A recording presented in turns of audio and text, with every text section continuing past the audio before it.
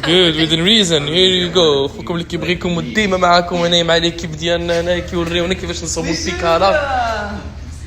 Nice, huh?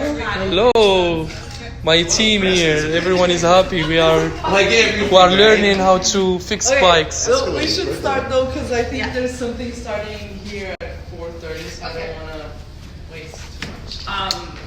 So I thought of just doing like a basic intro. Maybe since we're such little people, we could like introduce ourselves. We are normal sized people. We're a small group. I try to do every time, especially if I park my bike outside somewhere for a while. I've heard some really nasty stories of the bike the bike almost getting stolen, and so some parts are loose. And what I do, I just like drop it, kind of everything is good, check the brakes if they're working, and check if like the chain is on and all of that, if this is tight.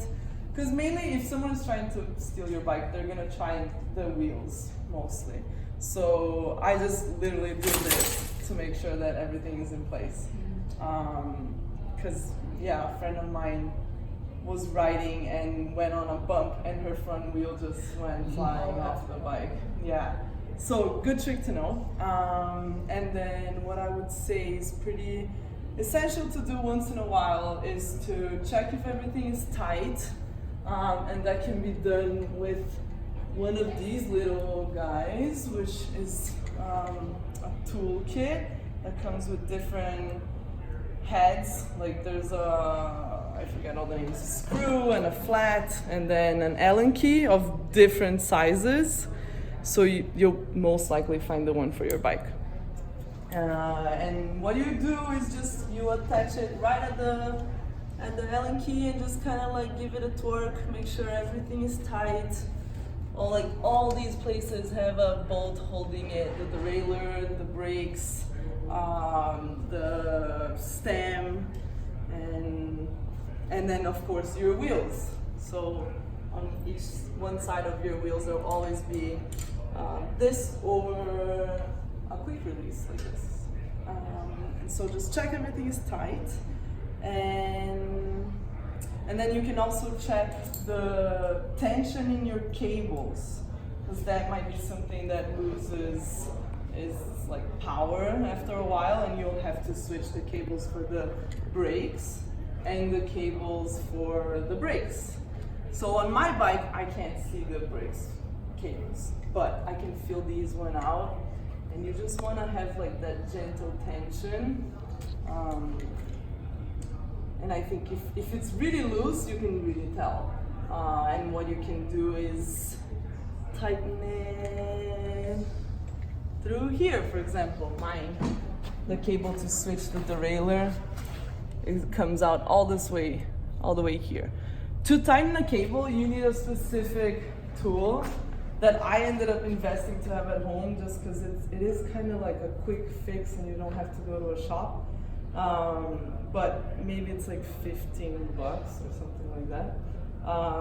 And yeah, I completely forgot to bring it today, but it literally just attaches to your cable and it locks it in place so that you can unlock the bolt and then you pull it open. So that's something you can like kind of Google or maybe go to a community shop and do it a couple of times, and then you'll feel comfortable to do it. Okay, and then what you can also do is check that, first of all, you have enough brake pad, right? Like you don't want to be riding with very little. And you can feel when it's coming to an end, when you have to bring your brake super close to your handlebar.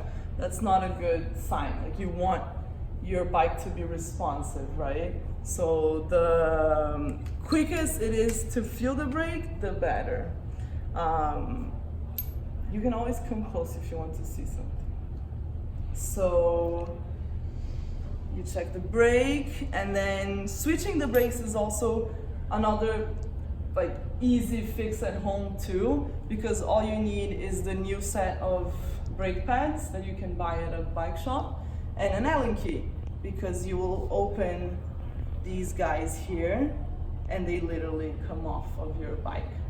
And then you just place the new ones and tighten up. But you have to make sure that they are like not touching the wheel on any of the sides, and that they are at the good like grip that you want, which is fast and responsive. Another thing that you don't want is to have any side of the brake touching the tire. So you really want it to be like right at the middle of the bike, the rim. Okay. Teresa, Yes. is there any like weather conditions that Will commit to only using with your chain, a degreaser, and lubricant.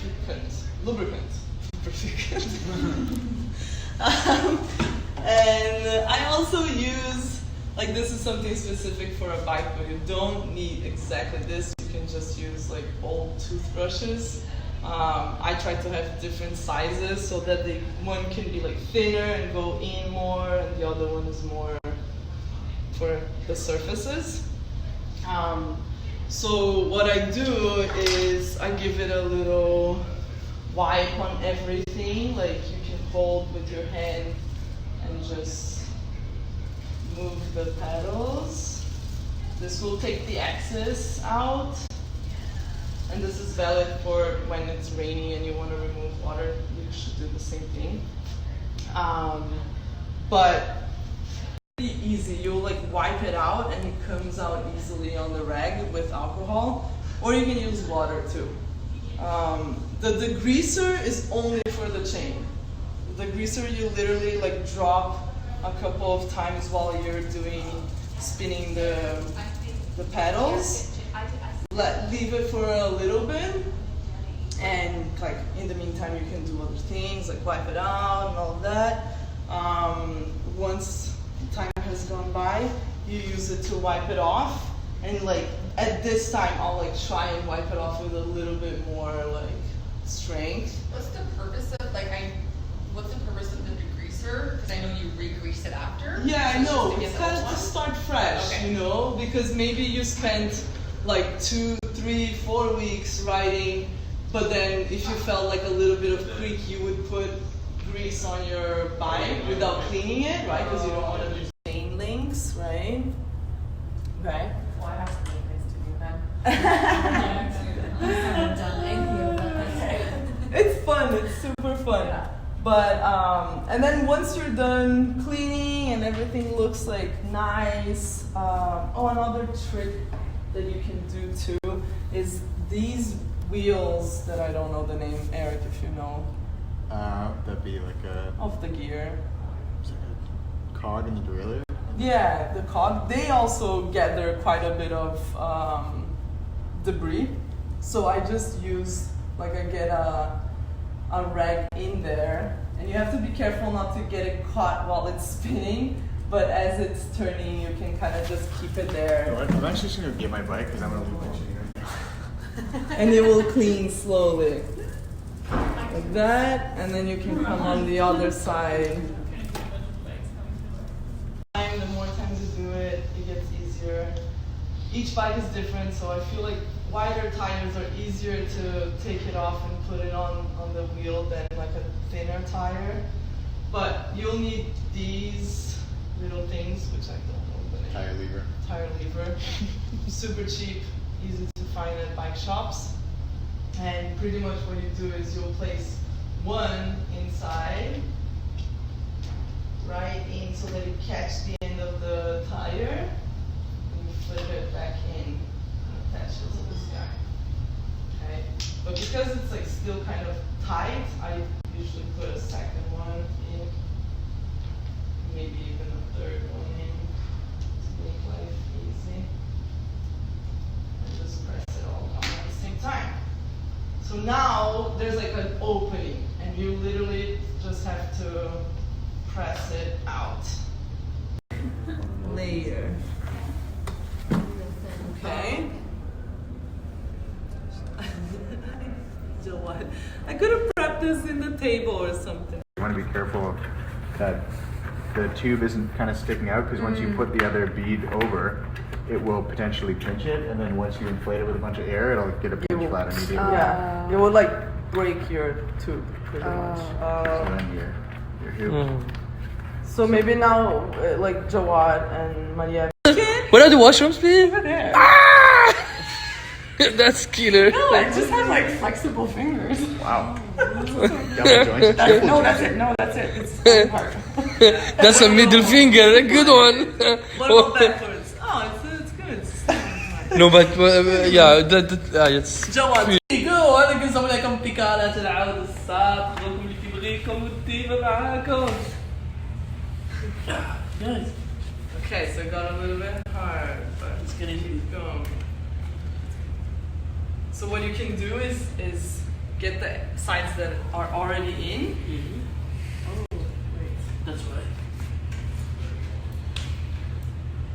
Yeah. Yeah. There you go. Okay. One more left. So do you want to try the trick that I showed Mariam? Yeah. So you take the side that is in already, and you just open it wide, like that.